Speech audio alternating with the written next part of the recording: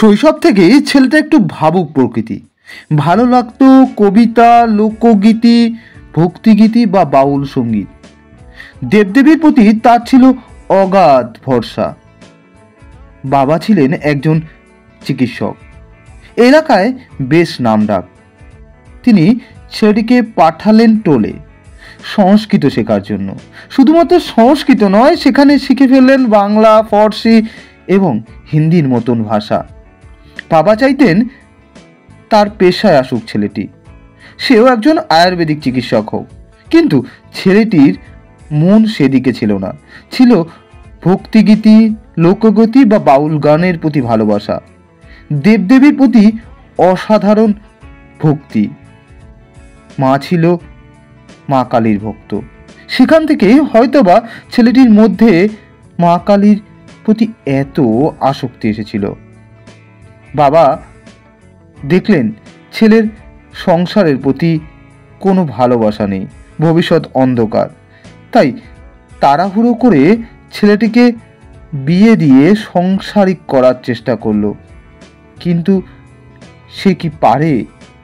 সেই ছেলেটির নাম কি জানেন? সেই ছেলেটির নাম হলো রামপ্রসাদ। আজ আমরা শেয়ার করতে চলেছি রামপ্রসাদের বিভিন্ন কাহিনী। যখন সংসারের প্রতি তার আসক্তি আস্তে আস্তে চলে যাচ্ছিল, ঠিক সেই সময় বাবা মা তাকে বিয়ে দিল এবং ছেলেটিকে গুরুর কাছে মন্ত্র দিল। ছেলেটি হলো দীক্ষিত। দীক্ষিত হওয়ার পরে সংসারের প্রতি তার ভালোবাসা আসতে শুরু করলো, কিন্তু মনে ছিল মা কালীর পরম ভক্তি। গান বাদ্য এবং সেই গান চারিদিকে ছড়িয়ে পড়ত। সেই ভক্তির রসে ডুবে থাকত মানুষের মন। কিন্তু এমন সময় ঘটল বিপত্তি। বাবা মারা গেলেন। সংসারের সমস্ত দায়িত্ব আসলো ছেলেটির কাঁধে। সংসারের কথা ভেবে চাকরি খুঁজতে শুরু করলেন।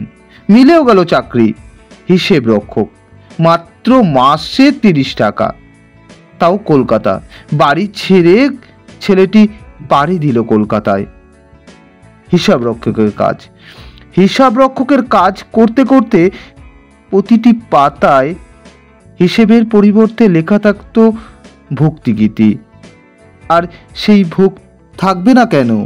কারণ সে তো গানের প্রতি ভালোবাসা, মা কালীর প্রতি ভালোবাসা। ঠিক এমন সময় হিসেব চাইলেন মালিক। দেখছেন প্রতিটি পাতায় রয়েছে অসাধারণ মাতৃ সাধনার গান।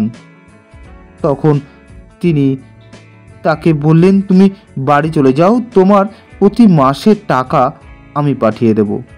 এমনই ছিলেন রামপ্রসাদ।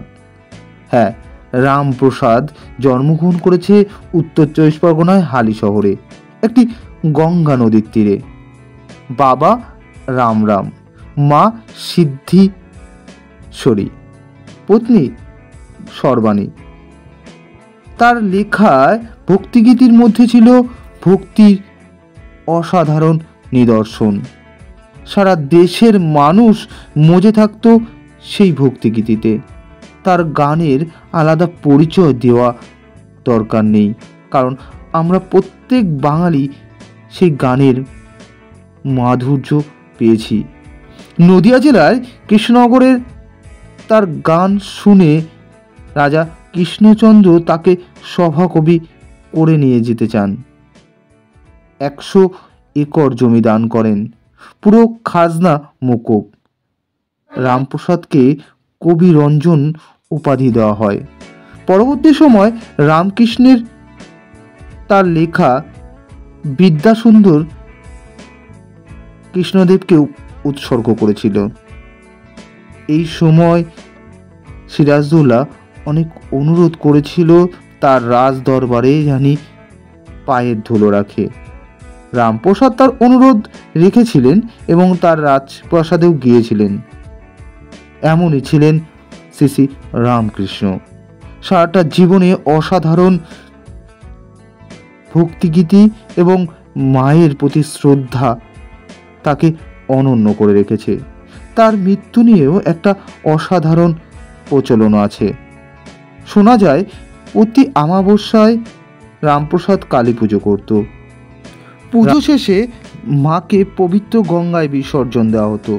প্রতি বছরই এই রীতিটি ছিল, কিন্তু সেইবার রীতিটি একই রকম ছিল। মাকে নিয়ে গলা জলে বিসর্জন দেওয়ার জন্য প্রস্তুত ছিল। বিসর্জন হলো, কিন্তু তিনি আর উঠে এলেন না। এভাবেই রামপ্রসাদ আমাদেরকে ছেড়ে চলে যায়। অনেক অলৌকিক ঘটনা জড়িয়ে রয়েছে রামপ্রসাদের সঙ্গে। শোনা যায় একবার রামপ্রসাদ বেড়ার বোনার কাজ করছিল, তার মেয়ে তাকে সাহায্য করছিল। হঠাৎ তার মেয়ে চলে যায়। তখন মা কালী তার মেয়ে রূপে আবির্ভাব ঘটে এবং রামপ্রসাদের সঙ্গে সহযোগিতা করে। পরে মেয়েকে জিজ্ঞাসা করলে মেয়ে বলে, আমি তো ছিলাম না। তখন তিনি বুঝতে পারে তার মা এসেছিল। এমনই ছিলেন রামকৃষ্ণ। রামকৃষ্ণ পরে আফসোস করেছিল, মা এসেছে কিন্তু তিনি চিনতে পারেনি। এমনই আমাদের প্রিয় রামপ্রসাদ। আমার পুরো প্রতিবেদনটি যদি ভালো লাগে অবশ্যই চ্যানেলটিকে সাবস্ক্রাইব করে রাখবেন, সঙ্গে থাকবেন। আরও নতুনত্ব ভিডিও আপনাদের জন্য খুব তাড়াতাড়ি নিয়ে আসছি।